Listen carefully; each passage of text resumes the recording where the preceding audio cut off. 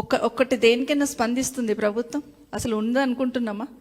అసలు ప్రభుత్వం స్పందించాల్సిన ఏదన్నా విషయం మీద ఇప్పుడు ఒక ప్రధాన ప్రతిపక్షం యూత్ డిక్లరేషన్ మీరు అన్నట్టు రైతు డిక్లరేషన్ మీద ప్రశ్నించినప్పుడు బాధ్యత గల ప్రభుత్వం అయితే ప్రజల మీద కన్సర్న్ ఉంటే వాళ్ళకి ఖచ్చితంగా రిప్లై ఇచ్చేవాళ్ళు. కానీ వాళ్ళకి అదేమీ లేదు. మీరు ఏమన్నా చేసుకోండి, మేము చేసేది మేము చేస్తాం, మా దృష్టి ఒక సైడే ఉంది. వాళ్ళు కూడా భూమి చుట్టే తిరుగుతున్నారు, కానీ వాళ్ళు ఒక రకంగా తిరుగుతున్నారు.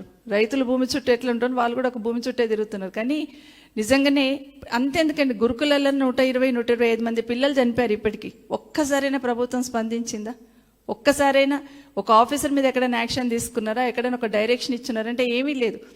ఏమనంటే సర్వరోగ నివారణ, విద్యాశాఖలో సర్వరోగ నివారణ ఏదంటే ఇంటిగ్రేటెడ్ స్కూల్స్ అంతే. ఇంకేమన్నా ఎక్కడైనా రిప్లై వస్తుందా వాళ్ళ దగ్గర నుండి? అసలు స్కూల్ బిల్డింగ్సే లేనట్టు, అసలు ఇప్పుడే స్కూల్స్ కడుతున్నట్టు, దాని వెనకాల ఒక పెద్ద స్కామ్ చేసుకుంటూ విద్యాశాఖ రివ్యూ అంటే ఎవరైనా మైక్ పట్టుకొని ఏం చెప్తున్నారు? ఇంటిగ్రేటెడ్ స్కూల్స్ అంటున్నారు. అసలు ఇంటిగ్రేటెడ్ స్కూల్స్ చేసి ఒక్క దగ్గర ఇంటిగ్రేటెడ్ స్కూల్ మొదలు పెడితే 10 కిలోమీటర్ల దూరంలో ఉన్న స్కూల్ అన్నీ కూడా క్లోజ్ అయిపోతాయి. మరి ఆ గవర్నమెంట్ స్కూల్స్ అన్ని క్లోజ్ చేస్తారా?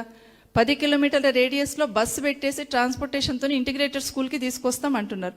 మరి 10 కిలోమీటర్ల రేడియస్లో ఉన్న గ్రామాలలో ఉన్న స్కూళ్ళని ఏం చేస్తారు? మరి అక్కడ పిల్లల్ని అక్కడ స్కూల్ క్లోజ్ చేస్తారా?